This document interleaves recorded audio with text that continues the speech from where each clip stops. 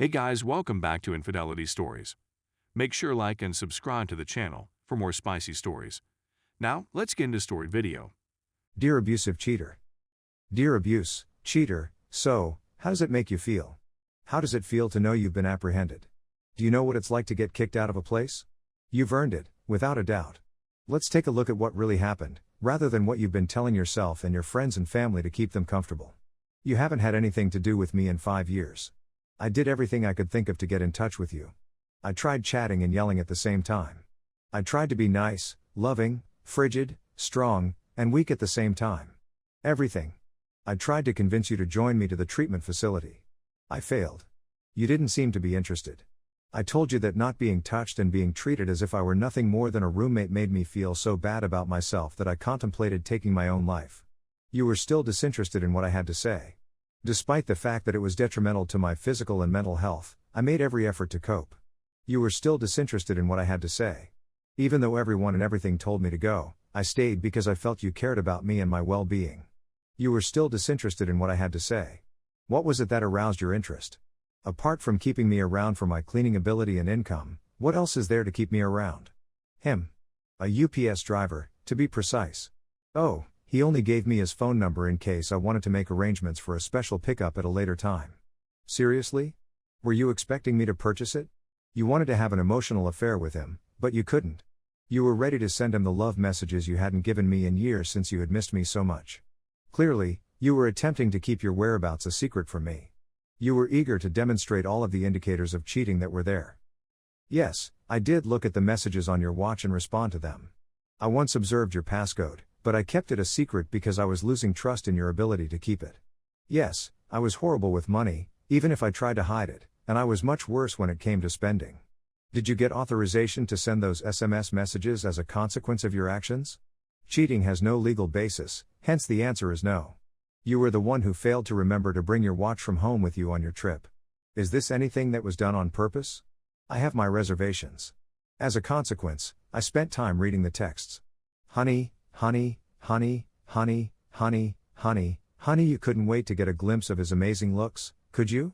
What about him was the highlight of your 2021? Is it not my fault? Isn't that your son, by the way? You've got to be kidding, don't you? That's your strategy for getting out of here after 5 years of ignoring me? Do you remember how you sought to explain away the passages in the texts? Oh, he's a buddy, that's how I refer to my close friends. Are created for you. Real?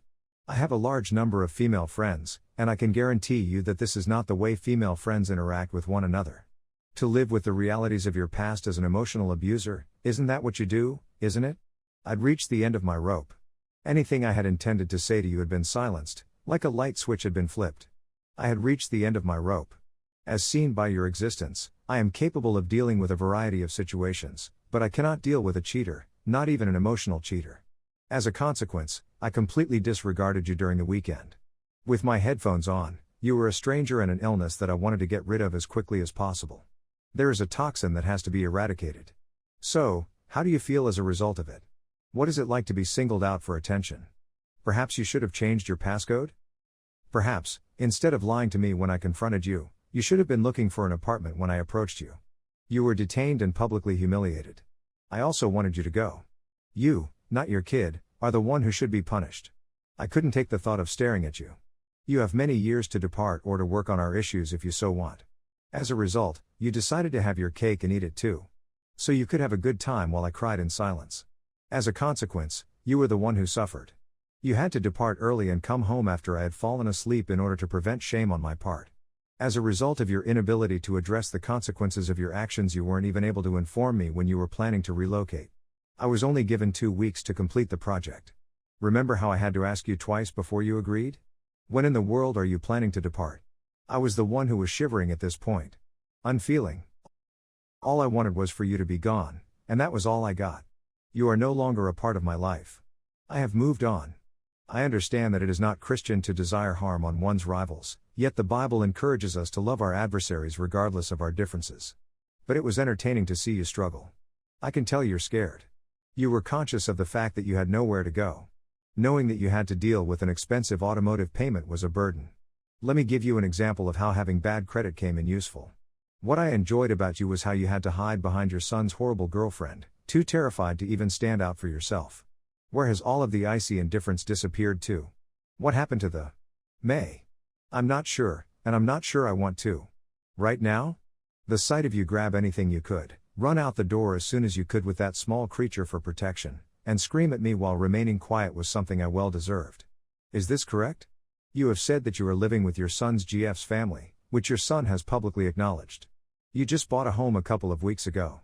You now have your own private quarters. As well as 2 of our 5 cherished dogs. You better be kind to them, because I've already informed my rescue friends, and none of them seem to care for you at all.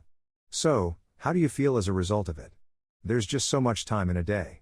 She has taken refuge with her family. Running away in disgrace, leaving half of your belongings for me to give away or throw away is not acceptable. What does it feel like to sleep with your hand on a foreign pillow and nothing but your guilt to keep you company as you sleep? I made a lot of mistakes, but I accept responsibility for them, and I'm presently through counseling to find out why I made them and how I can change. I had a rediscovery of God. I was able to locate down my family once again. My life was rediscovered by myself. I'm starting to realize how much I'm appreciated. I'm feeling a lot better. So, please let me know. What emotions does it elicit in you? Do not worry, you have already been barred. Update 1. My ex-kid roommate surprised me last night when he showed up to pick up the remaining 2 boxes of stuff he had left behind in the apartment. My clothes was in the dryer when I saw him in the other side of my flat, which isn't really an apartment at all. He didn't want to bother me, so he just knocked on the top door, and they let him in without a problem. I wasn't sure whether I'd be able to make it, to be honest. I query as to how he is faring at the moment. Everything has changed at this point. He makes a statement.